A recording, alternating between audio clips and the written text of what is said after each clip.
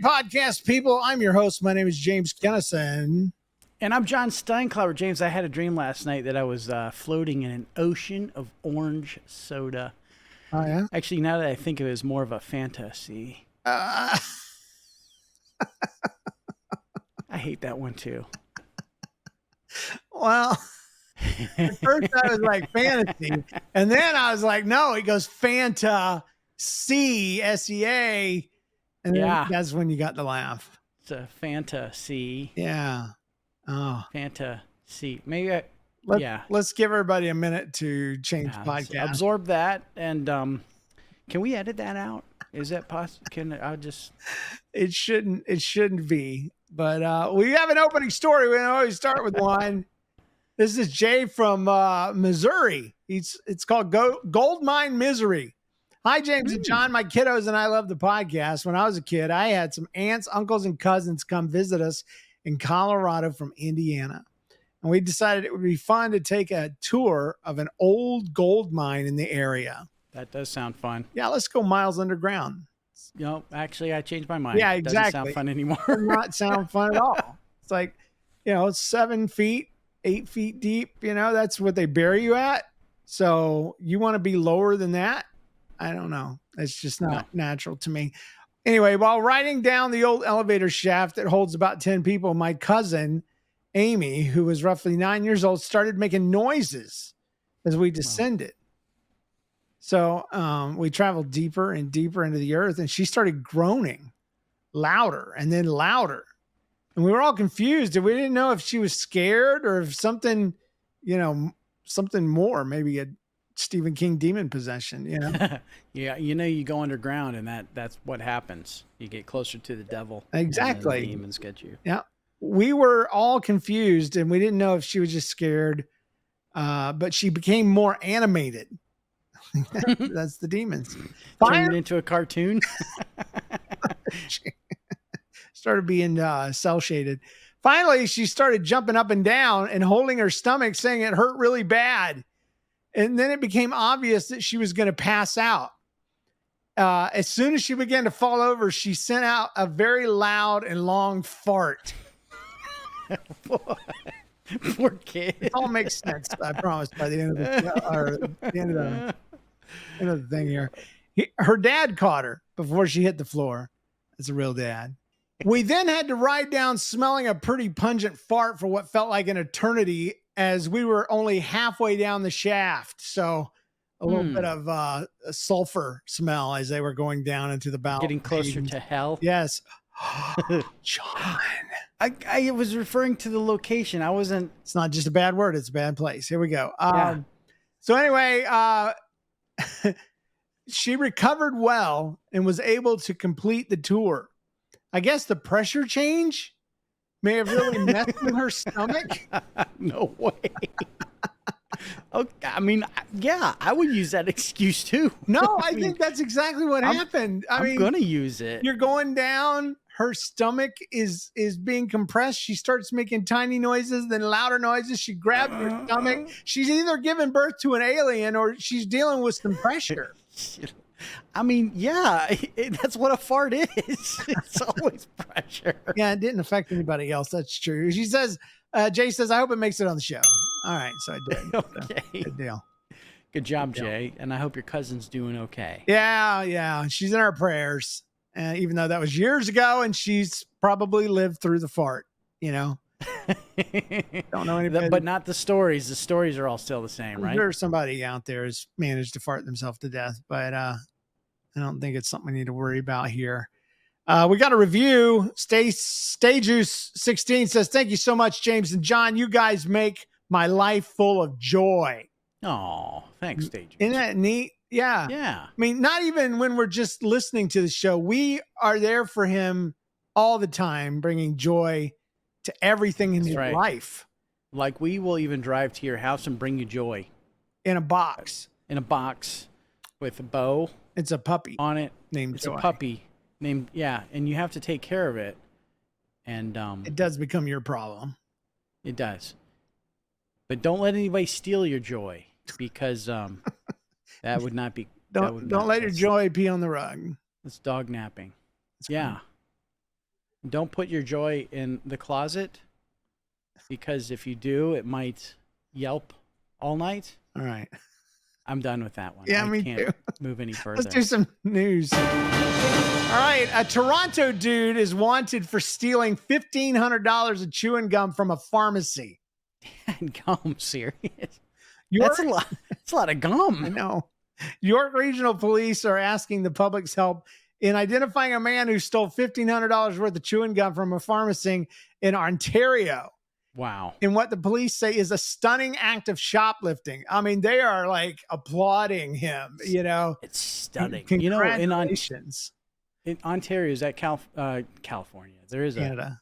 Canada. It's Canada. Yeah, in Canada, everything is cost more up there. So, like in American money, would that be like closer to $700? Yeah, maybe? I don't know. Probably. Maybe. I don't know. Well, anyway, according to the report, a man entered the pharmacy shortly after 7 p.m. on December 17th and walked into the candy aisle and started to plunder the shelves by dumping crates of gum into a garbage bag. He then brought the garbage bag to a cab that was waiting outside the store, only to return inside, fill a second bag before jetting off in the same taxi. That is stunning. That is stunning, because the taxi driver must have been in on it. He's like, if you'll just wait here. He's now an accessory. Yeah. You know, I'll get you in half on this Bubblicious, man. We'll go half. Yeah. I'm gonna tip you in Fruity Stripes or whatever. Fruit stripe gum. That's right. Yeah, Fruit Stripe. That's the best, man. Neither the customers nor the employees noticed anything was different until after the man had left. Wow. So stunning is the word I would use. Yeah. If you can flat out plunder the candy aisle and nobody notices, and you're dragging bags, like plastic bags out, garbage bags. Maybe that was what. Everybody's so nice in Canada. Maybe they were just like, look at him taking out the trash for us, eh? He's so nice there. Get that guy some poutine. You know, somebody should give him some gum. He's just being such a great guy. Yeah. This particular suspect, who's been captured on video here, is not familiar to any of our officers. We're now hoping the public can help us pick up loose ends. So they're distributing this video. Ultimately, the police say that they hope that since this has gone public, which, by the way, the public branded the story with a hashtag Fresh Breath Bandit. I was going with Sticky Bandits, but I guess that was taken.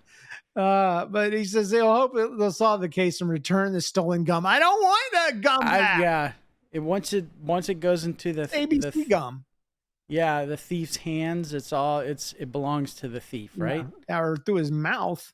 You know, that's gross. I don't want to hear nothing about nobody's used gum. It's gross, grosser than gross. Let's read some stories. Let me tell y'all a story.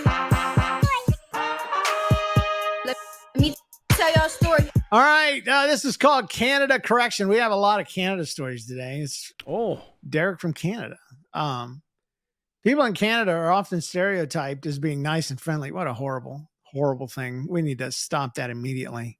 Yeah, except it's true. They are nice. Yeah. I've never met a mean Canadian. Really? Yeah, I don't think there are some. You like, know, are there redneck equivalents in Canada?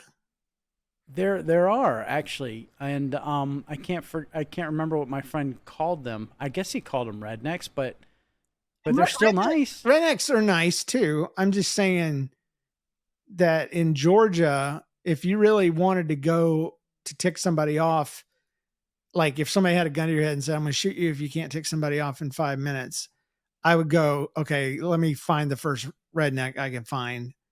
And I know exactly how to tick him off. Oh, okay. Yeah, sure. You know? Yeah. You make fun of his mom. Yeah. Or, you know, steal the beer out of his pocket. That's a funny thing to say, but my mom got in a fight with a redneck one time and he wanted to point at her more. And so he put his beer in his back pocket and started yelling. And I was like, I was raised in Georgia. That is the most redneck thing I think I ever saw. And I've never seen gator wrestling. I think that would be the only thing that would possibly usurp the first thing. But anyway, for the most part, he said, I would say it's true. The stereotype's true. However, on this occasion, I was falsely berated for falling short of our politeness standards. Oh.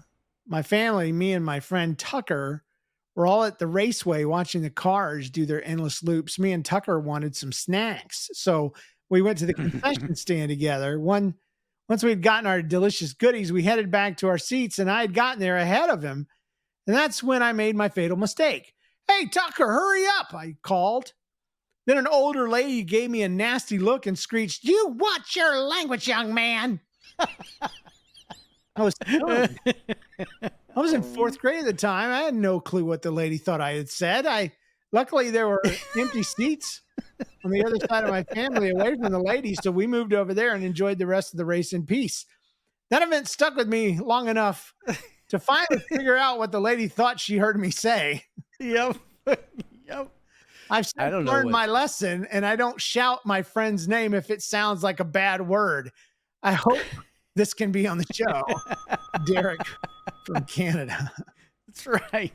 He probably has a friend named Dan, and he can't call out Dan's name really loud because people think he's saying something else. Get over here, Dan it. You know? Dan. Dan, you funny guy. You're so Dan funny. I can't, man. I'm crossing the line. I feel like I'm gonna get in trouble. My mom's gonna pop through that door any minute. She's like, "You watch your language, boy." Yeah, we've lost tons of listeners. This one's called Oscar's Evil. It's Oscar from MA. What is that? Massachusetts. Okay. Yeah. When I was in third grade, there was this one girl I did not like. So let's call her Lucy. Absolutely. Okay. Absolutely. That's right. We do. However, I was a friend of Lucy's brother. One day I was hanging out in the playground with her brother, and it was a boring day, and we decided it was time to make some mischief. At the time. It's time. I love it. I got a special place on my watch that says mischief time. Ready to go. Cuckoo, cuckoo. It's time to make some mischief.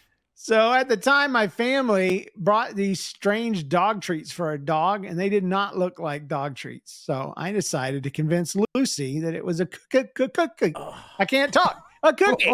Oh, no. So I walked over to her sitting on the swing and produced the treat from my pocket, and I told her it was a cookie. I told her it was for her and for her to eat it. Okay. And I watched as my master plan fell into place. She took it, placed it in her mouth, and as soon as the treat hit that tongue, the look of pure happiness she once wore was replaced by a face of retching regret. I ran away as fast as I could as she burst into tears. Oh, no. Her brother and I looked on at my fine work and laughed as hard as we could. Hope this makes it on the show, Oscar from Massachusetts. Now, for all you Gen Z and all you millennials, I know it seems like we're glorifying bullying, but Gen X knows that's just how we rolled back then. I mean, that was both nothing. Ways. It was nothing. Yeah. It was the generation after us that took it too far. They just went too far. Yeah. They didn't learn anything. But here's the nugget of wisdom we should take away from this story is never in life is it appropriate to eat a cookie that came from somebody's pocket.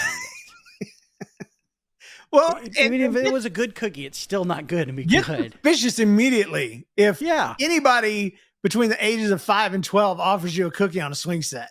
Well, I got a cookie in my pocket for you. Here we go. What was in Ferris Bueller where she pulls out all these gummy bears? They're nice and warm because they've been in my pocket. I don't remember that. Yeah, the principal at the end of the movie, he's all eat up and chewed up and his legs bleeding, and he goes and has to sit next to the nerd girl, and she's like, would you like some gummy bears? They're nice and warm because they've been in my pocket. And I think he picks one up and throws it at somebody. Anyway. Yeah, it is true. Don't trust You're gonna have gummy bears. Oscar's evil. Oscar, don't take his cookies. See, Massachusetts, they got bad kids there. So I've never been to Massachusetts. Yeah, I wonder what it's like. I haven't either. It's one of those states you could just I feel like if you started running real fast, you'd miss the whole thing. Maybe it's the state that's got that weird little hook on it. Yeah, needs to get a haircut. It's got a little mullet going on. That's right. If it's facing west, it does. Yeah. This is from James in Glasgow, Kentucky. It's a little long, but it's worth it. I read it. It's good. It's called Vegan Grandma, which is probably going to be the name of the show Uh-oh. because that's a good name. That's a great vegan grandma. Vegan Grandma. Several years ago, my grandpa, who was Canadian, Oh? passed away. Oh, I'm sorry. Such a roller coaster of emotions in that. Yeah. moment. He was Canadian, which was the thumbs up, Hey. but he died. Oh. Somebody in America killed him. So Oh. no. So Oh. when it was time for his memorial service, all the stateside families traveled up to Chilliwack, Canada. My wife and I, newly married at the time, were planning on getting a hotel, but my grandma insisted that she host us at her house. I knew what this meant. We'd be stuck on the springy pull-out couch in the basement. Not wanting to be rude, though, we accepted her hospitality. But when we got down to the basement, we discovered the pull-out couch was now gone. In its place was a new regular couch, which was probably about the same comfort level as the furniture in a dentist waiting room. Oh. This couch was much too small for both of us to sleep on. So my wife got the couch while I found about 5 spare bed sheets to fold into a makeshift pad on the cement basement floor. That stinks. That's not even enough to keep the cold. You know, that slab is cold, dude. Right. Especially in Canada. Yeah. Oh, man. Honestly. Probably really cold in Chilliwack, too. That's the name of the place, right? Chilliwack? Yeah. Yeah. Honestly, pronounced different, but I think the bed sheets were more comfortable than the couch. But when it was dinner time, we came upstairs to find the traditional dinner that I had learned to dread as a child. Hard wheat bread topped with vegan butter and raw onions. What the heck? It must be a delicacy in Canada for breakfast. I don't know. I mean, I vegan think butter's not vegan bad. I have it all the thing, time. though. Hard wheat bread? Have you ever heard of that? Hard wheat bread? Hard wheat. Is hard wheat is hard the descriptor of the wheat or the bread itself? I think it's the bread. Okay. I would assume. Because there is a hard wheat. But he's been served this as a child, right? I mean, that's kind of what we're getting from the story. I don't know. I don't know. But John, you're kind of a veganist, right? Sort of. Like, yeah. A little bit. What about hard wheat bread, vegan butter, and raw onions? I mean, is that dinner for you? No, that's not. I don't think that's really a meal for anybody. I think that's is there just any like protein this in was that? in a. No. Let me even back up further. You think there's any bit. nutrition in that?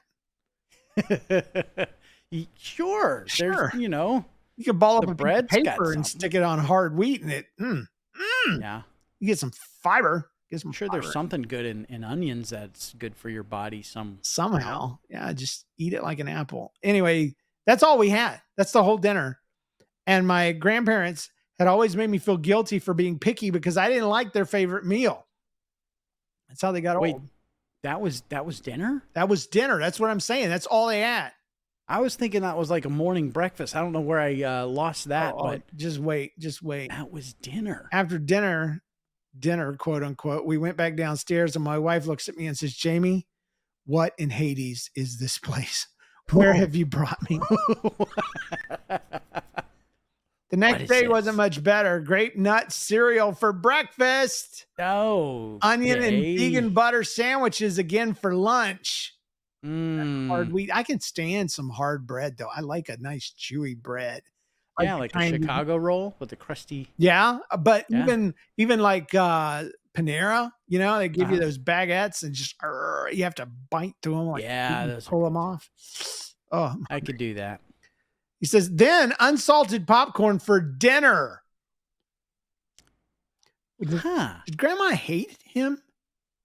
I mean, did she turn into some sort of did she tap into the dark arts to where she's stained by the blood of children or something, instead of food? I don't know what's going on. James.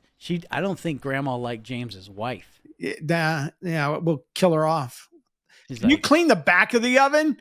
Just reach on back in there. I'm gonna scoop you in there and cook you. I'm vegan, but I'll eat some my grandson's wife. I'll do it. That's what Grandma was thinking. That's must be what it was. Like, we're- Need a little help here with the oven here.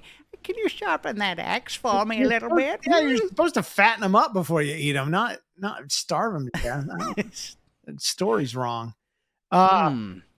Anyway, so we were starving, needless to say, and we couldn't leave to get any other food because it would have been seen as impolite. And my grandma had some strong religious beliefs about going out on Saturdays. Oh. So after Grandma went to bed, I always love it when your beliefs, get shunted onto me. Like, you don't believe in going out on Saturday. That's fine. But now I'm not allowed to leave your house either. Anyway. Right. And you must sleep in the basement on the dentist furniture and the floor. What was she thinking? Like, I just want someone in the house. I need love. I don't know. Maybe that's what happened to Grandpa. Oh God. Maybe He froze to death on the floor in the basement. Maybe, and he had too many hard wheat and vegan butter and onion sandwiches. Onion sandwiches, man. The lady at the checkout counter must have been like, gosh, we need to call somebody because they are not getting enough nutrition. That's what they're eating. They're so old and so vegan. That's not a good mix. Old vegans? Yeah. Because they're not going to die of anything. If you start losing your marbles, but you remember that you're vegan, you might not do it right. What do you mean? I don't know. When you're vegan, don't you have to still have, like, isn't it harder for you to get everything you need, like proteins and stuff like that? I mean, I don't think so. Oh, okay. See, we carnivores assume that your life is in pursuit of proteins, like, constantly. No, there's protein in vegetables. Okay. Not as dense as a steak, but Okay. All right. Well, I just worry that onions aren't doing it for her. That's all I'm. Nah, probably not. I don't think there's much protein in an onion. So I don't know. We're starving. Grandma's got religious beliefs. So after Grandma went to bed that night, my wife and I snuck out of the house. Nice. Like teenagers. Let's go find the closest Taco Bell. I'm not sure how we got out past her alarm, but I was too malnourished to remember. By this time, it was nearly midnight, and the only place that was open was a bar. So we stumbled in and asked for a menu. It was near closing time, so the only thing they would really make us was the cheap nachos you get at bars as appetizers. But we were so excited. Yeah. They were chicken nachos on top of that. Food with protein. No more vegan butter and onions for us. No. When the nachos were finally arrived, I looked up at my wife to see that she was a little blurry because my eyes had filled with tears. Tears of joy. A dog? No, Yeah. I'm just kidding. Tears of joy. We happily dug into our tear-drenched cheap bar appetizer nachos. And the next day, according to my grandpa's service, the minister starts to talk about the first time he met my grandparents. And what struck him as odd was the meal that they served him. No. That's right. Wheat bread with vegan butter and onions. Oh, man. At least they're consistent. My wife and I squeezed each other's hands and fought off laughing at the memorial service. James from Glasgow, Kentucky. Man. I think it's okay to laugh out loud at a service. Yeah, you can LOL. If you're at mine, if I don't make it and they have a service for me and stuff, you're allowed to laugh. In fact, I encourage it. Yeah. I hope somebody brings a fart machine to my funeral. I'll remember and puts that. it in my coffin. We'll make sure we get there. Do that. Hey, a couple of announcements. If you ever want a sticker, right now, anyway, I'm not going to do this forever, but if you send a self-addressed stamped envelope to that Story Show sticker, P.O. Box 2153, St. Louis, Missouri 63158, I will send you a sticker. That sounds like a good deal. The offer ends at the end of this week, which is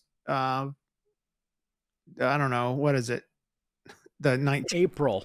Yeah, April This 19th. is the week of April. So get your letters in the mail, and as long as it's postmarked by April 19th, I'll send you a sticker. Hats are still available, Etsy.com/NLCast, and we need your stories. We're getting low.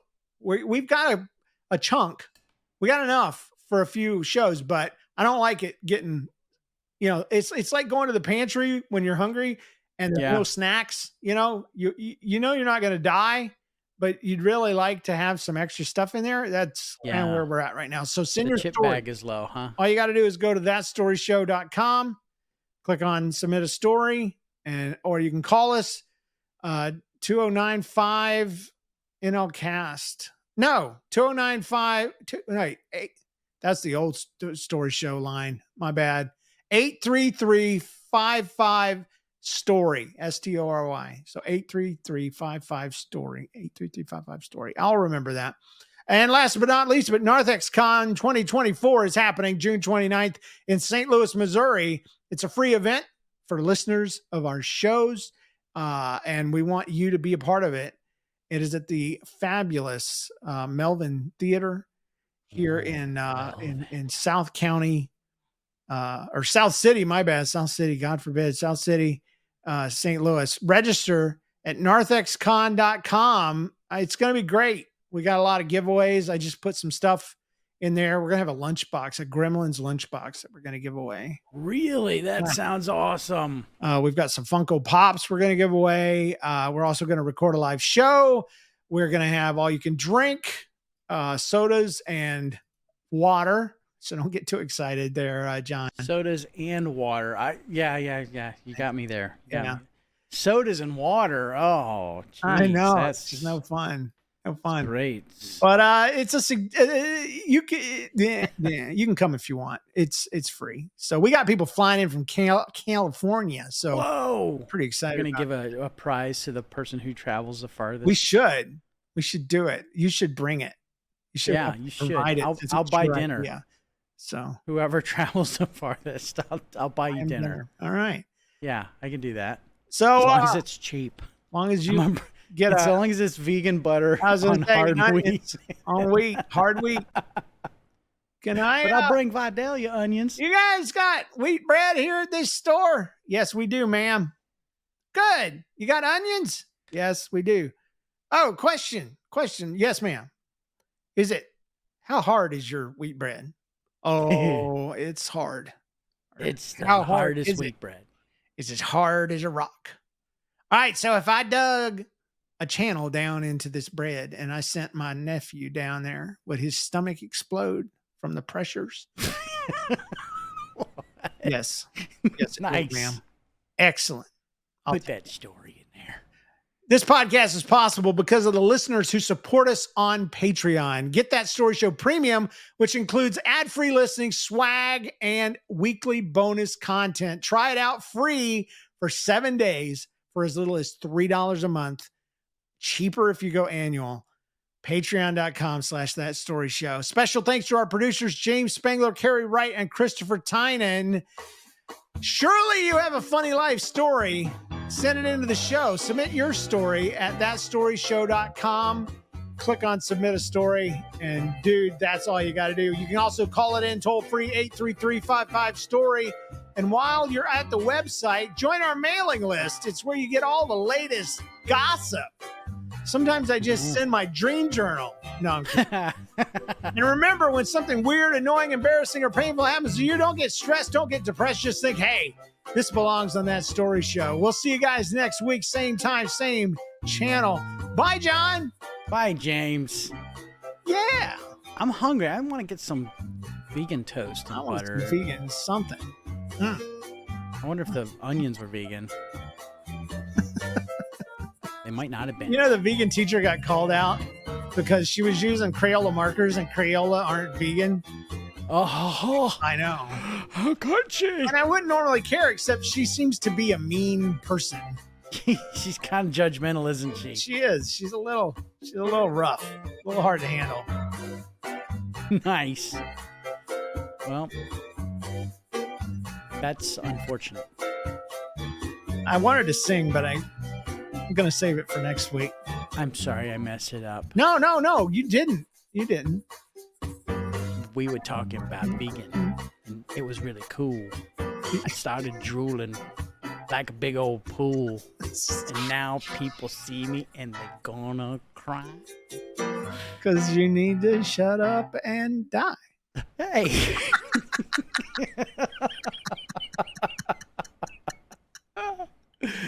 Okay, you win. That's the closest thing to closing anything that I've ever. And now I'm gonna shut up and die.